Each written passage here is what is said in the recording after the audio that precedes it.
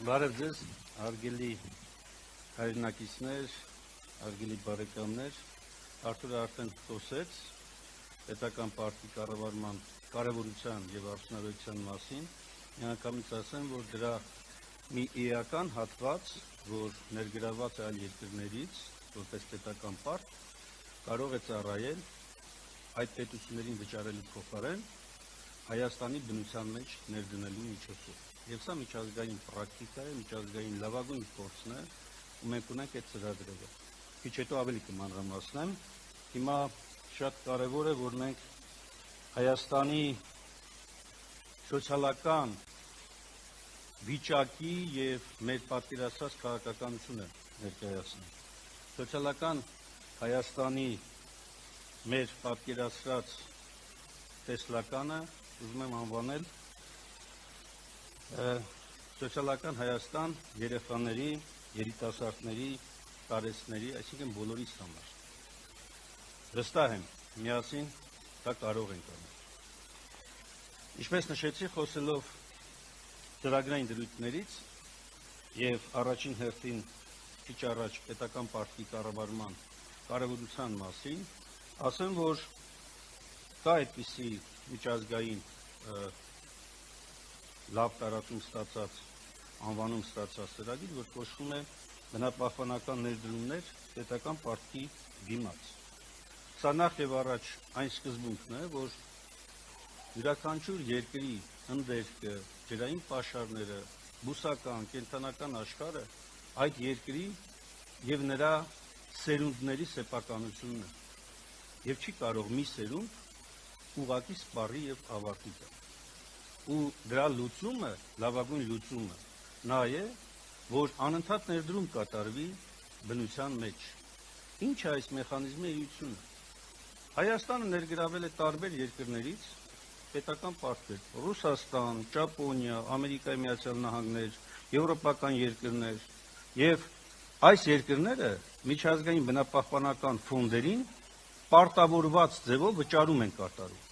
Այս ֆոնդերը պետք է նաև ներդրումներ կատարեն կամ հատկացումներ անեն այն երկրներում, որտեղ կա հնարավորություն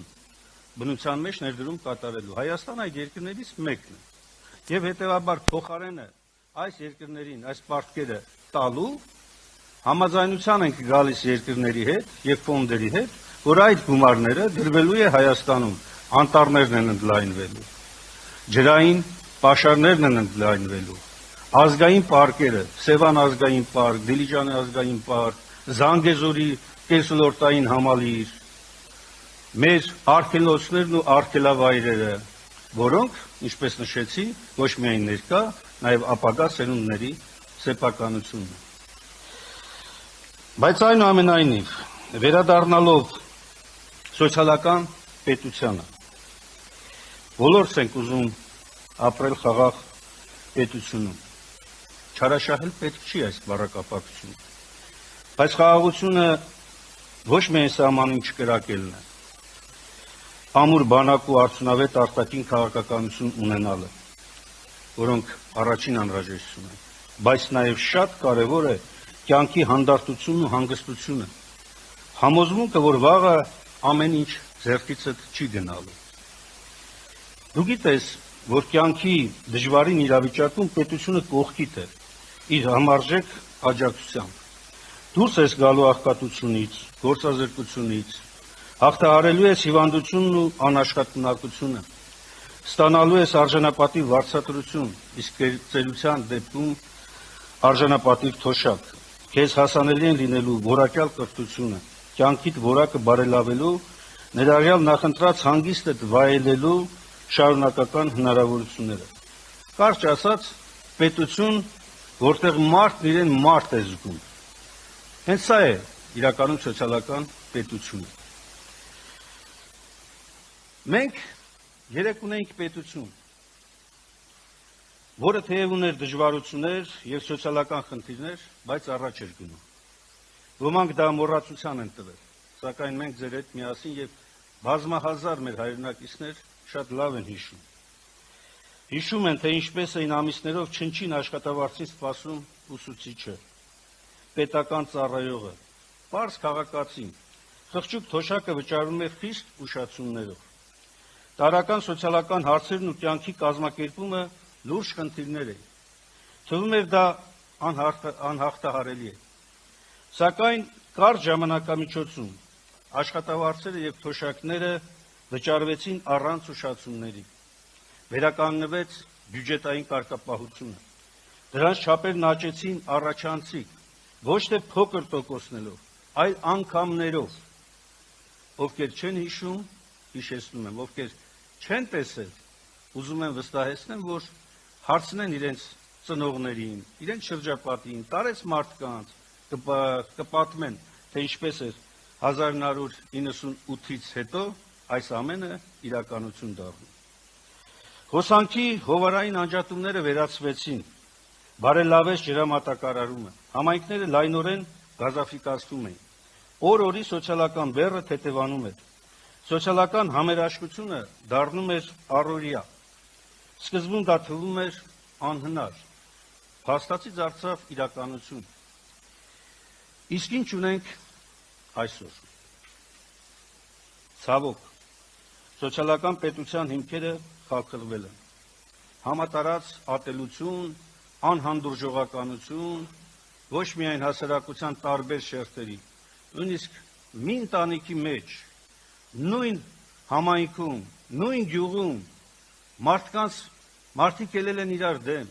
չեն հանդուրժում մեկը մյուսին։ Եվ սրա պատճառը միայն արտաքին չէ, սրա պատճառը միայն այն ծանր հոգեբանական վիճակը չէ, որ ստեղծվել է, սրա պատճառը նաև խորը սոցիալական հիմքն է, որ այս իշխանությունը ցավոք սրտի բերեց եւ շարունակում է ամրապնդել։ Սրա պատճառն է նաև այն, որ եկամուտների ակնհայտ անհամաչափ իրավիճակ է ստեղծվել։ Սոցիալապես խոցելի խավերի եկամուտները ակնհայտորեն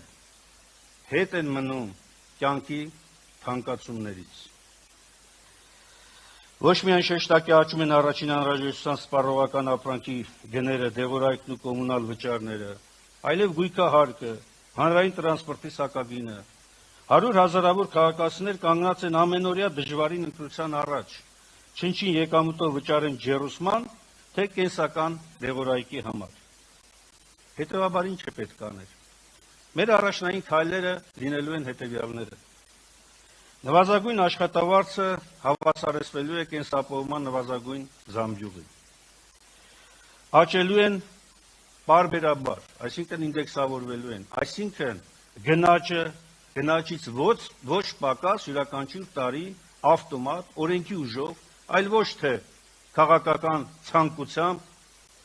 աճելու են։ Բազային կենսաթոշակը աճելու է առնվազն 50%-ով եւ պարտադիր կրկին ինդեքսավորվելու է գնաճի զուգահեռ։ Ձմռան ամիսներին ամբողջությամբ կփոխհատուցվեն սոցիալապես անապահով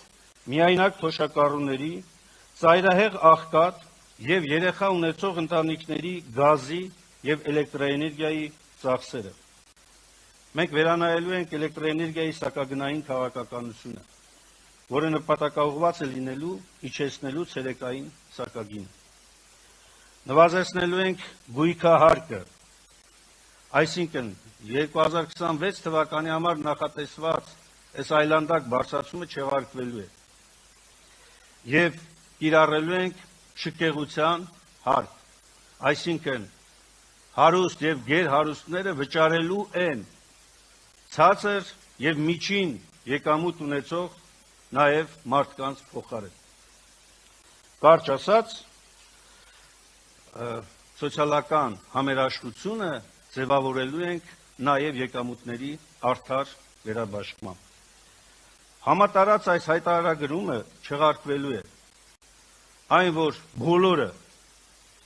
աշխատող, չաշխատող, թոշակառու, ոչ թոշակառու, մասսայաբար պարտադրված հայտարարագրեր են տալիս, սա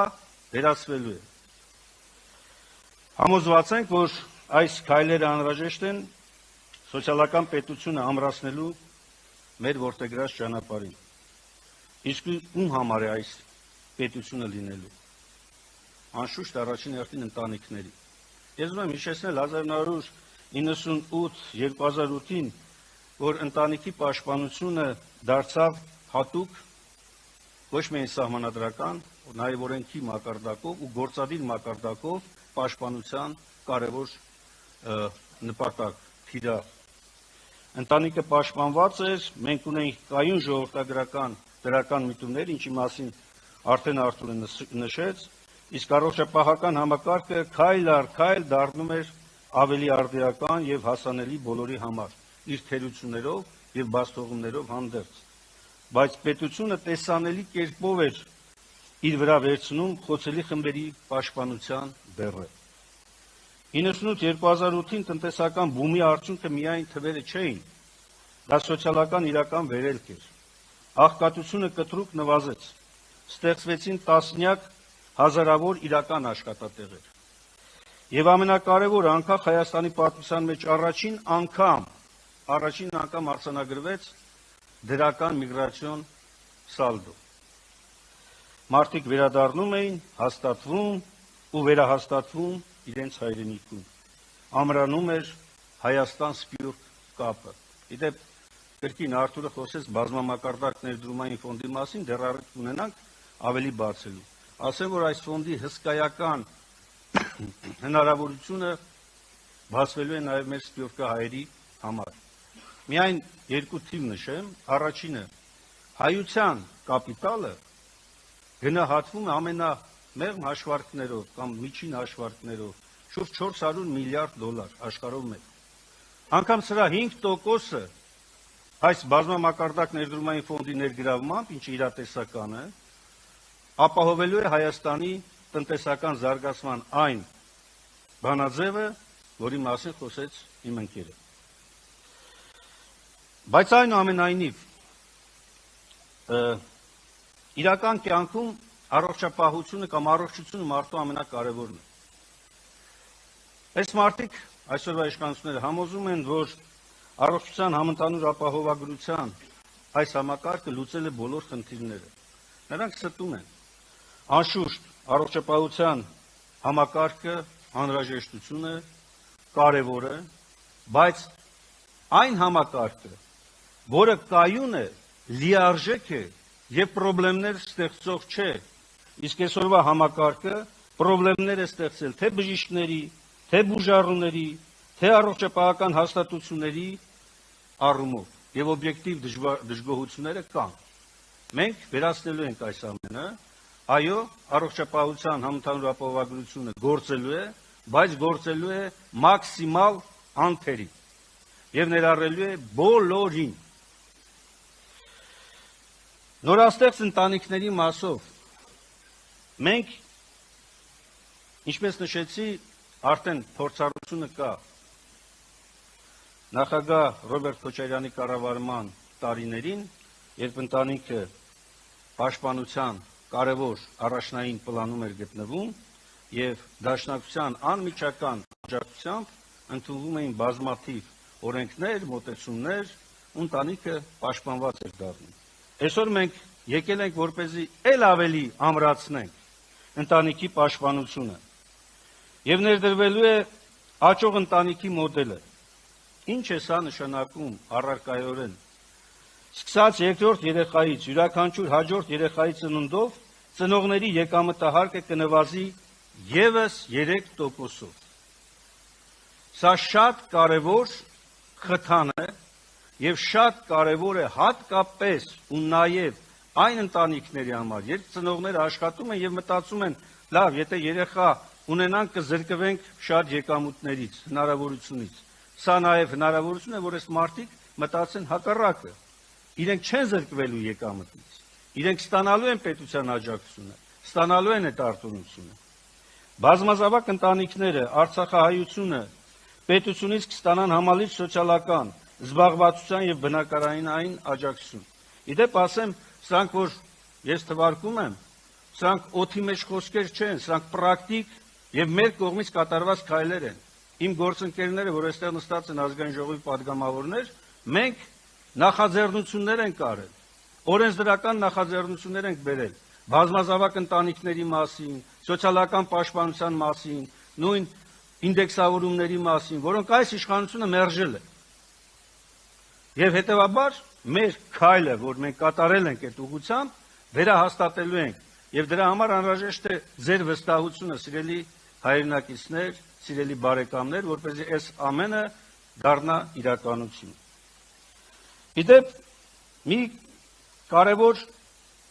խնդիր կա կապված բարեգործական հիմնադրամների հետ,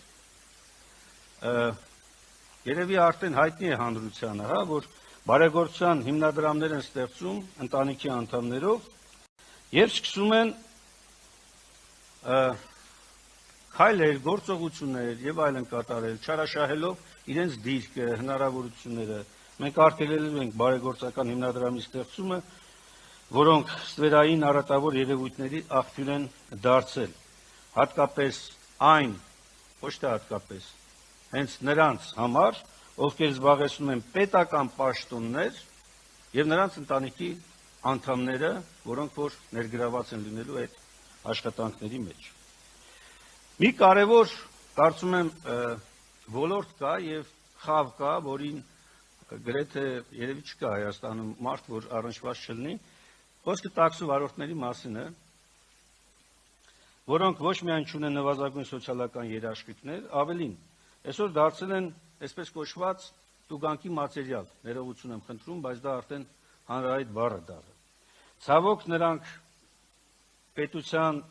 կողմից անտեսված աշխատավորների միակ խումբը չեն։ Այսպիսի մի հսկայական 100 հազարավոր խումբ էլ կազմում են հողագործ գյուղացիները։ Մենք արժևորելու ենք աշխատանքը, հարկային դաշտում գործող տաքսի ծառայության վարորդների եւ հողագործությամբ զբաղվող գյուղացու աշխատանքը հաշվարկվելու է որպես աշխատանքային ստաժ։ Վարորդներին թալանող տուգանման բալային համակարգը վերացվելու է, իսկ արագության շեղման թույլատրելի շեմը 10-ից դառնալու է 15 կմ/ժ։ Սա շատ պրակտիկ առաջարկ է եւ ես կարծում եմ շատ-շատերը սպասում են այսպիսի գործողության։ Մեր թիրախը կայուն զբաղվածությունն է եւ գործազրկության բնական մակարդակի ապահովումը։ Տարեկան 35,000-ից 45,000 կայուն աշխատատեղերի ստեղծելու միջոցով մենք միասին կապահովենք գործազրկության մակարդակի ոչ միայն կրկնակի կրճատում, նաեւ գործազրկության բնական մակարդակի ապահովում։ Դեպ ասեմ, սրանք խոսքեր չեն, ես արդեն նշեցի 1998-2008 թվականներին մենք ունեցել ենք եւ փառք Աստծո, որ այդ ցուցանիշները